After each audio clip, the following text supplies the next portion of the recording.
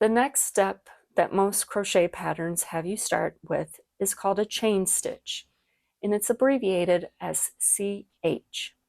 To make a chain stitch, you're just going through to wrap your main working yarn, again in your mouth, and pulling it through that loop that was on your hook. So that I have made one chain stitch.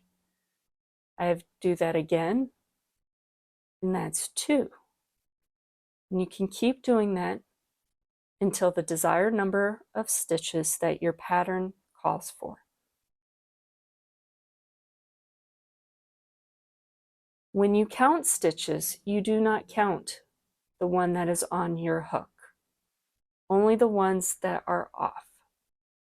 They make little heart shapes, and each heart is 1 stitch.